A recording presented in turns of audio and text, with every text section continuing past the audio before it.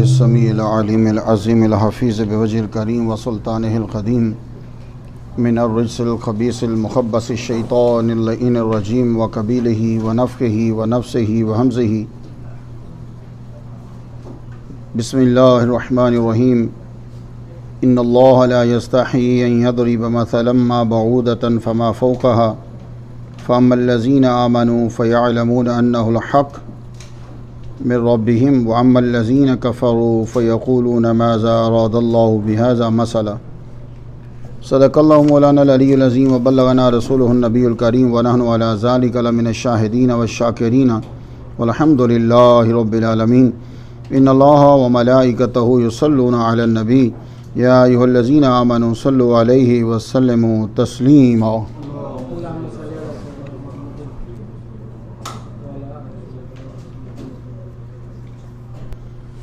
اللہ تعالیٰ نے قرآن مجید میں فرمایا، آج جو آپ لوگوں نے آخری رکعت میں سنا، اللہ تعالیٰ نے اسپائڈر کی بات کی قرآن مجید میں اور مکھی کی بات کی. مثل الذین اتخذوا، مثال ان لوگوں کی اتخذوا جنہوں نے بنا لیے ہیں من دون اللہ، اللہ تعالیٰ کو چھوڑ کر اللہ کے سوا اولیاء دوست.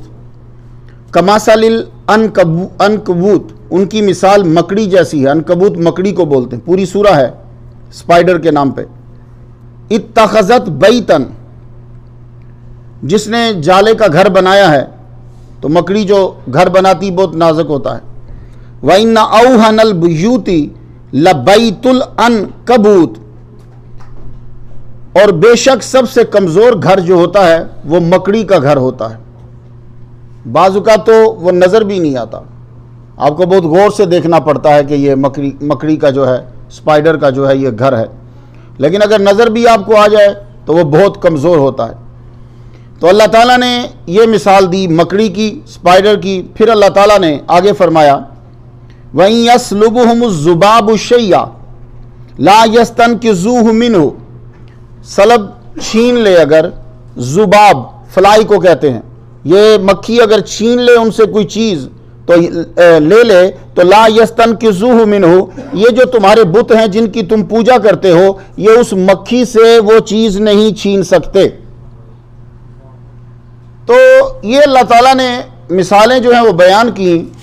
تو اب ان کے پاس قرآن بنانے کے لیے تو ہمت تو تھی نہیں، تو پھر آدمی پھر اس طرح کی چیزیں ڈھونڈتا ہے. بولے اوہ اتنا بڑا اللہ، ساری کائنات کا مالک، اور حالت یہ ہے کہ وہ مکڑی اور مکھی کی مثالیں دے رہا ہے. یہ اس کے شیان شان نہیں ہے، یہ تو اللہ کا کلام لگتے ہی نہیں ہے. وہ مکڑی کی مثال نہیں دے سکتا، وہ حالانکہ ان کی اپنی کتابوں میں مثالیں ہیں. یہ جو مثل ہوتی ہے نا، یہ کہاوت جو ہوتی ہے، مثال، یہ مثل جو ہوتی ہے یہ لطیف بات کو، باریک بات کو واضح کر دیتی ہے، اس لیے مثالیں دی جاتی ہیں.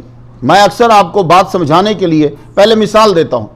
وہ مثال سے یہ ہوتا ہے کہ مشکل مسئلہ بڑی آسانی سے سمجھ میں آ جاتا ہے.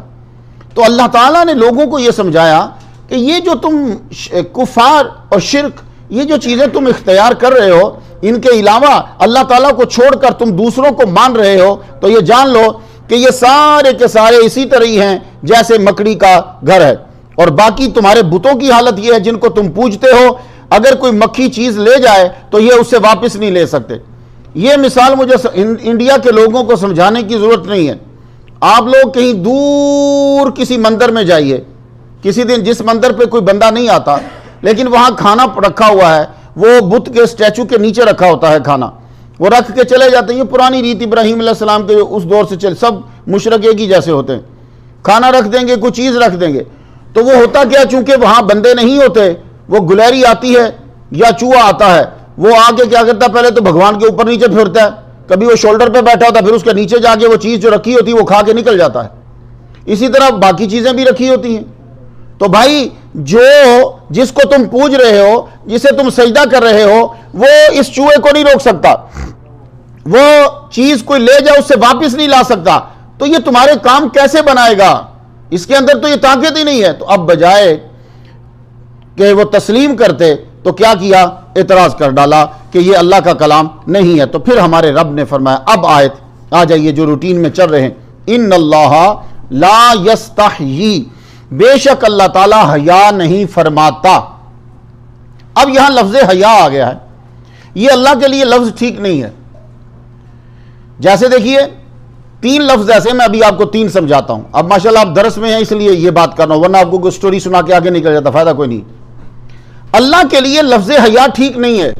کیوں؟ حیا کسے کہتے ہیں؟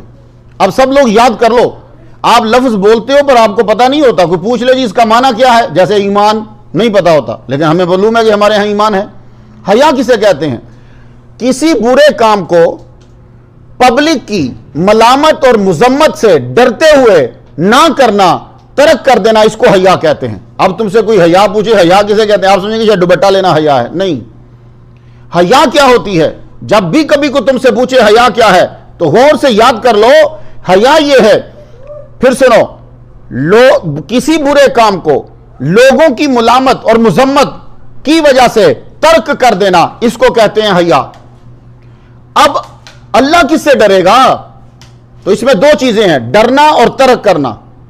تو اللہ تو نہیں کسی سے ڈرتا، اس سے اوپر کوئی ہے ہی نہیں، تو اس کا حیا کا لفظ تو اللہ کے لیے ٹھیک ہی نہیں ہے۔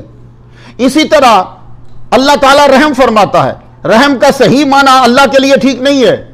غور سے سننا، آپ اکثر اللہ کو رحمان اور رحیم کہتے ہو، کوئی تم سے پوچھے اللہ رحمان اور رحیم کیسے ہو سکتا ہے تو آپ وہاں چپ کر جاؤ گے، لیکن اگر آج کا درس یاد کیا تو تم جواب دے پاؤ گے۔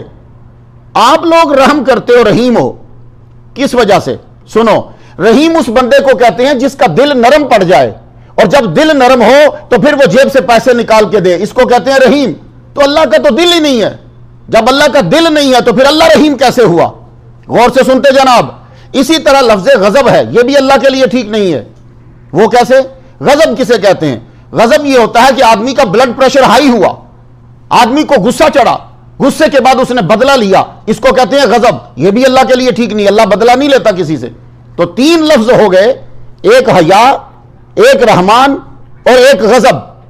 اب یہ تینوں نہیں صحیح بیٹھ رہے، تو اب یاد رکھو اصول، آج سے یاد کر لو، ہر لفظ کا ایک نتیجہ ہوتا ہے، ایک اس کا اپنا معنی ہے، تو وہ جو اصل ہے وہ اللہ کے لیے نہیں ہوگا، نتیجہ جو ہوگا وہ وہاں مراد لیں گے۔ جب آپ کا دل نرم پڑتا ہے تو پھر کیا کرتے ہو؟ جنراسٹی، تو اب دل کا نرم پڑنا نہیں لیں گے، اب اس کی سخاوت لیں گے کہ میرا رب سب پہ کرم فرما رہا ہے، اب یہ رحمان ٹھیک ہوگا۔ غضب کا معنی بدلہ لینا ہے، رب بدلہ نہیں لیتا، لیکن تم جب برا کرتے ہو تو پھر وہ کیا؟ اس تمہیں سزا دیتا ہے۔ اسی طرح حیا ہے، اللہ تعالیٰ، حیا کا مطلب یہ نہیں کہ کسی برے کام سے رک کر نعوذ باللہ ڈر کے وہ رکتا ہے، وہ کسی سے ڈرتا نہیں ہے۔ اب اس کا آخری معنی ہوگا ترک کرنا۔ آپ جب ڈرتے ہو تو پھر کیا کرتے ہو؟ ترک، تو ترک کرنا یہاں مراد لیں گے۔ لو اب تمہیں سمجھ آئے گی، درس اسے کہتے ہیں، اسے لیکچر نہیں، یہ درس ہے۔ ان اللہ لا یستحیی، اللہ تعالیٰ نہیں چھوڑتا، ترک نہیں کرے گا، کیونکہ ہمارے ہاں جب مضارع آتا ہے تو اس کے اندر پریزنٹ اینڈ فیوچر دونوں ہوتے ہیں۔ انگلش میں یہ کمال نہیں ہے، وہ تو بیچاری چھوٹی سی زبان ہے، اس میں کیا ہو، تو یستحیی کے اندر دونوں زمانے آ جائیں گے، پریزنٹ بھی اور فیوچر بھی آ جائے گا۔ اللہ تعالیٰ حیا نہیں فرماتا، کیا مطلب؟ ترک نہیں کرتا۔ اب میں یہاں آپ کو ایک اور بات بتا دوں، آپ کا ذہن ہائی ہے۔ ایک ہوتا ہے حیا، ایک ہوتی ہے بغیرتی، ایک ہوتی ہے شرمندگی، یہ تینوں سٹیپ ہیں۔ حیا کیا ہے؟ کہ انسان لوگوں کی ملامت سے کام کو چھوڑ دے، وہ پبلک کی، یار پبلک کیا کہے گی، یار یہ بندہ کیا کر رہا ہے۔ دوسرا ہے شرمندگی، کام تو کر لیتا ہے لیکن وہ شرمندہ ہوتا ہے، یہ خجالت ہے، اسے شرمندگی کہتے ہیں۔ ایک بغیرتی ہے، وہ کسی سے نہیں ڈرتا، پبلک میں سر عام کام کرتا ہے۔ تو حیا، شرمندگی اور بغیرتی، تو جب آدمی بغیرتی کے مقام پہ پہنچ جاتا ہے پھر اس کی تباہی جو ہے وہ شروع ہو جاتی ہے۔ اس لیے جرم تو ہوگا ہم سے، ہم انسان ہیں، غلطی تو ہم کریں گے، لیکن مسلمانوں اس غلطی پہ ایک تو اصرار نہ کیا کرو، دوسرا کسی کو بتایا نہ کرو۔ ہو گئی، اب مالک کے آگے سر جھکا دو، مالک ہو گئی، معاف کر دے مجھے۔ تو ان اللہ لا یستحیی ان یضرب، اللہ تعالیٰ حیا نہیں فرماتا، کیا مطلب؟ ترک نہیں کرتا۔ اب یہاں لفظ حیا کیوں استعمال کیا گیا؟ اللہ تعالیٰ کوئی اور لفظ استعمال کر لیتا۔ تو دیکھیے زیادہ تر قرآن مجید کے اندر وہی الفاظ استعمال کیے گئے ہیں، وہ چیزیں استعمال جو تمہیں سمجھ میں آ جائیں۔ اگر کوئی اجنبی چیزیں استعمال کی جائیں یا ڈیٹیل لمبی بیان کی جائیں تمہارے لیے سمجھنا مشکل ہو جائے گا. ہمارے نبی محمد مصطفیٰ صلی اللہ علیہ وآلہ وسلم نے بھی لفظ حیا اللہ کے لیے استعمال کیا ہے. حضور صلی اللہ علیہ وسلم کیا فرماتے ہیں؟ اب سن لو. اب یہ ڈائمنڈز ہوتے ہیں. یہ سرکار فرما رہے ہیں، یہ کنز الاموال کے اندر یہ حدیث مبارکہ ہے. حضرت انس رضی اللہ تعالیٰ عنہ کی اتھارٹی پر ہے. آپ کہتے ہیں کہ حضور صلی اللہ علیہ وسلم نے فرمایا ان اللہ یستحیی من عبدہ وامتہ، اللہ تعالیٰ اپنے بندے اور اپنی بندی سے حیا فرماتا ہے جب وہ اسلام میں دونوں بڈھے ہو جائیں کہ ان کو وہ عذاب دے. یعنی اس کا بندہ، جتنی عورتیں ہیں یہ سب باندھیے ہیں، ہم سب نوکر ہیں اس کے. تو کوئی مرد، کوئی عورت جب اسلام میں بوڑھے ہو جاتے ہیں تو اللہ تعالیٰ حیا فرماتا ہے کہ وہ اسے عذاب دے. تو مسلمانوں عبادت میں جٹے رہا کرو، میرا رب کسی وقت بھی تمہارے دل کو پھیر دے گا. اس لیے یہ نہ کہا کرو یار میں گناہ کر رہا ہوں، میں نماز پڑھوں، میں گناہ گار ہوں، میں یہ کروں. بھائی تو ڈبل گناہ کر رہا ہے. ایک تو چل گناہ گار ہی ہے، اوپر سے نماز چھوڑ کر تو دوسرا گناہ کر رہا ہے، پھر ایک اور نیکی چھوڑ کر تو تیسرا گناہ کر رہا ہے. تو جتنی نیکی کر سکتا ہے اتنی تو کر، ایک دن آئے گا اللہ تعالیٰ تجھ سے سارے چھڑا دے گا باقی بھی. تو مسلمانوں جو نیکی ملے وہ کرتے رہا کرو. تو بڈھا ہو گیا اسلام میں تو اللہ تعالیٰ حیا فرما. اب لفظ حیا حضور نے استعمال کیا. سنیے محمد مصطفیٰ صلی اللہ علیہ وآلہ وسلم فرماتے ہیں کہ جب کوئی اللہ کا بندہ جماعت کے ساتھ نماز پڑھے. اب یہ بہت بڑی دلیل ہے، یہ مجھے پہلی دفعہ، یہ دلیل اور بھی ہے میرے پاس لیکن یہ مجھے پہلی دفعہ ملی. غور سے سننا، یہ جامع الاحادیث کے اندر ہے. جب کوئی بندہ، اللہ کا بندہ جماعت کے ساتھ نماز پڑھے تو اللہ تعالیٰ کو اس سے حیا آتی ہے کہ وہ اپنی کسی حاجت کا سوال کرے اور اللہ تعالیٰ اسے لٹا دے. تو پتہ چلا کہ نماز کے ساتھ دعا ہے. تو یہ یاد رکھنا سب لوگ، کہیں آپ کو بھی یہ وائرس نہ پھیل جائے. کون سا وائرس؟ دعا نہ مانگنے کا وائرس. من لم یدع اللہ، جو اللہ سے دعا نہیں مانگتا، یہ ابن ماجہ میں حدیث ہے، جو اللہ سے دعا نہیں مانگتا غاضب علیہ، اللہ تعالیٰ اس پہ غضبناک ہو جاتا ہے. واحد دعا ایک ایسی عبادت ہے جس کا کوئی ٹائم نہیں ہے. باقی ہر عبادت کا ٹائم ہے، یہ یاد رکھنا. روزے کا ٹائم ہے، نماز کا ٹائم ہے، حج کا ٹائم ہے، زکوٰۃ کا ٹائم ہے، دعا کا کوئی ٹائم نہیں ہے. اس لیے کبھی اس شیطانی وسوسے میں نہ پڑنا اور جی مجھے دعا نہیں مانگنی. تو دعا جو ہے وہ نہ چھوڑنا ورنہ اللہ کے غضب کا شکار ہو جاؤ گے. تو محمد مصطفیٰ صلی اللہ علیہ وآلہ وسلم نے یہاں بھی لفظ حیا استعمال کیا. پھر ترمذی شریف میں کہ تمہارا رب حیا دار ہے، کریم ہے. جب بندہ اس کے طرف دونوں ہاتھ اٹھاتا ہے تو وہ ان کو خالی لٹانے سے حیا فرماتا ہے. یہاں بھی لفظ حیا آ گیا. تو حضور صلی اللہ علیہ وآلہ وسلم نے بھی لفظ حیا کو استعمال کیا ہے تاکہ آپ کو سمجھ آ جائے. لیکن اس کا معنی کیا ہوگا یہ اب سارے سن لو، یہ تمہارے لیے بات یاد کرنی ہے کہ حیا کا معنی اللہ کے لیے ترک کرنا لیں گے تو ان اللہ لا یستحیی، اللہ تعالیٰ جو ہے وہ نہیں چھوڑے گا، نہیں ترک کرے گا، چھوڑے گا نہیں کیا ان یضرب، بیان کرنا مثلا کہاوت کو، ما بعودتن، چاہے وہ مچھر کی ہو. اللہ نے تو مچھر بیان ہی نہیں کیا پورے قرآن میں، تو پھر یہاں یہ کیوں کہا ما بعودتن، چاہے وہ مچھر کی ہو؟ اللہ نے تو سپائڈر کا ذکر کیا ہے، اللہ تعالیٰ نے تو فلائی کا ذکر کیا، ذباب کا ذکر کیا ہے، مچھر کا تو ذکر ہی نہیں کیا. نہیں، وہ یہ فرما رہا ہے کہ تم بات کر رہے ہو مکڑی کی، سپائڈر کی، تم بات کر رہے ہو جو ہے وہ فلائی کی، میں تو مچھر کی بھی مثال بیان کرنے سے جو ہے وہ بند نہیں کروں گا. حیا نہیں فرماتا، میں اس سے کم تر کو بھی بیان کروں گا. کیوں؟ اس لیے دیکھو مثال کس کے لیے بیان کی ہے. اگر بڑا آدمی ہوگا تو بڑی مثال بیان کی جائے گی، چھوٹا آدمی ہوگا اس کی تحقیر کے لیے چھوٹی مثال بیان کی جائے گی. یاد رکھیے، اس لیے ہم اللہ تعالیٰ کو سب کا خالق کہتے ہیں لیکن کچھ جانور ایسے ہیں ہم ان کا نام نہیں لیتے. تو یاد رکھیے گا، دیکھنا ہوتا ہے مرتبہ کس کا ہے. اب جب بات بتوں کی ہوگی، جب بات کافروں کی ہوگی، جب بات مشرکوں کی ہوگی، جب بات منافقوں کی ہوگی تو پھر ایسی کہاوتیں بیان کی جائیں گی جو کم تر ہیں. تو ما بعودتن، مچھر سے بھی کوئی گھٹیا ہو تو اللہ تعالیٰ مثال بیان کرنے سے جو ہے مثال بیان کرنا ترک نہیں کرے گا، اسے ضرور بیان کرے گا اللہ تعالیٰ. اب یہ بعودہ کسے کہتے ہیں؟ بعودہ باز سے بنا ہے، باز جز کو کہتے ہیں، حصے کو کہتے ہیں. باز آپ اردو میں بولتے ہو باز، اس باز سے بعودہ ہے. چونکہ جو جز ہوتا ہے وہ کل سے تھوڑا ہوتا ہے، حقیر ہوتا ہے، اس لیے مچھر کا نام عربی میں مسکیٹو کا نام بعودہ ہے. یہ مکھی سے چھوٹا ہوتا ہے لیکن اللہ نے اس کو بنایا کیسا ہے؟ آپ ادھر ہاتھی رکھو اور ادھر مچھر کو رکھو، مچھر کے اندر ہاتھی سے زیادہ اعضاء ہوں گے. ہاتھی کی 4 ٹانگیں ہیں، اس کی بھی ٹانگیں دیکھ لو آپ، اس کی سونڈ ہے، مچھر کی بھی رب نے سونڈ بنائی. اور ہاتھی تو ہے چلو سونڈ سے زیادہ کوئی چیز چھین لے گا.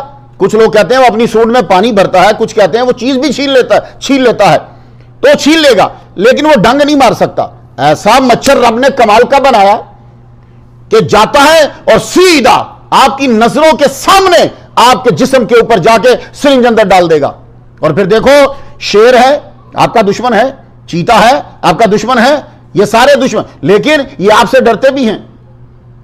یہ آپ کے گھر کے اندر نہیں آئیں گے. بڑا بھوکا ہوگا تو ہو سکتا ہے کہ وہ گھر میں آ جائے. انڈیا میں جو گاؤں جنگل کے قریب ہے وہاں ایسا ہوتا ہے کہ جب وہ چیتا کو کچھ ملا نہیں کھانے کو تو وہ گھر کے اندر آ گیا، لیکن نارملی نہیں آتے.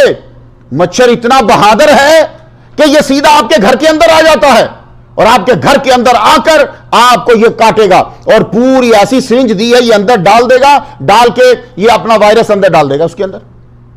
یہ چھوٹا سا بنا ہے. اور اب اگر یہ بہادری شیر کو دے دی جاتی تو آپ کا تو بھٹا بیٹھ گیا تھا. تو جو بہادری مچھر کو دی ہے وہ شیر کو نہیں دی. تو مچھر کی مثال تم کیا سمجھتے ہو مچھر کو؟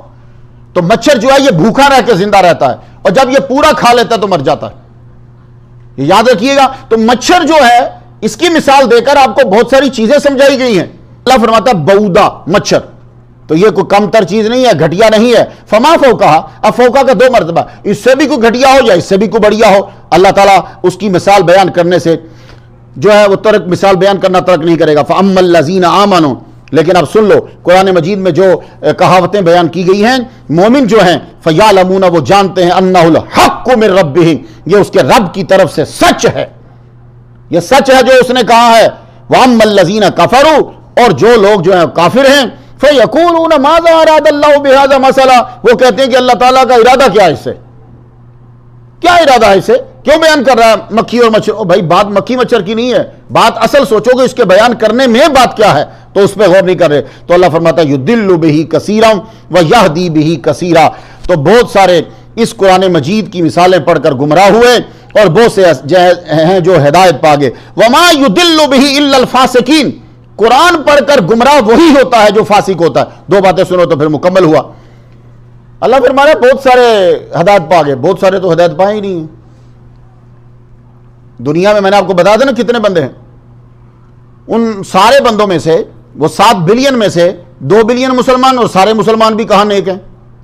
وہ بھی تو مسلمان ہے نا کہ جو شراب پینے بھی جا رہا ہے، ٹھیک ہے، اب وہ بھی تو مسلمان ہے کہ جو پورک بھی کھا رہا ہے، اب وہ بھی تو اپنے آپ کو مسلمان کہہ رہا ہے. تو ان میں سے بھی نکال دو تو کتنے بچے جناب؟